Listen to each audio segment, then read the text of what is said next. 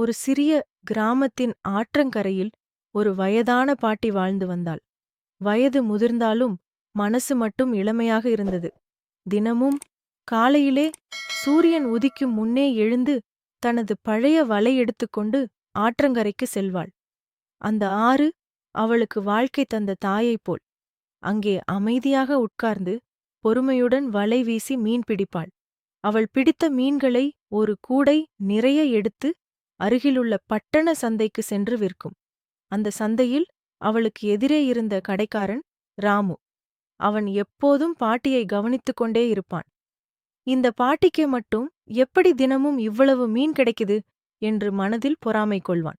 சில நாட்களில் அவன் வியாபாரம் சரியாக நடக்காது. ஆனால் பாட்டியின் கூடை எப்போதும் காலியாகிவிடும். ஆனால் ராமுவுக்கு தெரியாத ஒன்று இருந்தது. பாட்டியின் உழைப்பு. மழை, வெயில், காற்று என்று எதுவாக இருந்தாலும் அவள் விடாமுயற்சி காட்டுவாள்.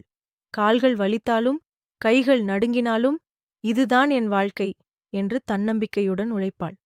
அவளுக்கு அந்த மீன்கள் வெறும் பொருள் அல்ல. அவளுடைய அன்றாட உணவும் வாழ்க்கை ஓட்டமும் அதில்தான் இருந்தது. ஒரு நாள் கடும் மழை பெய்தது. ஆறு கொந்தளித்து ஓடியது.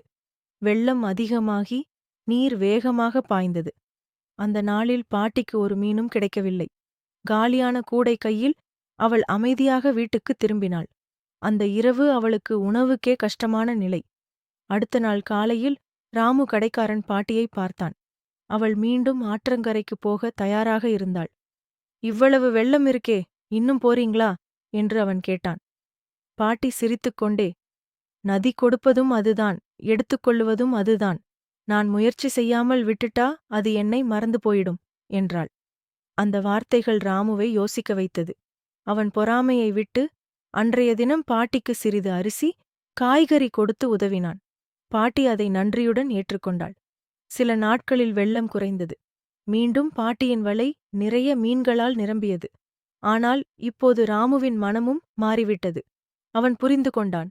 வெற்றி என்பது அதிர்ஷ்டம் அல்ல, அது தினசரி உழைப்பின் பலன். அந்த நாளிலிருந்து சந்தையில் போட்டியில்லை, புரிதல் இருந்தது.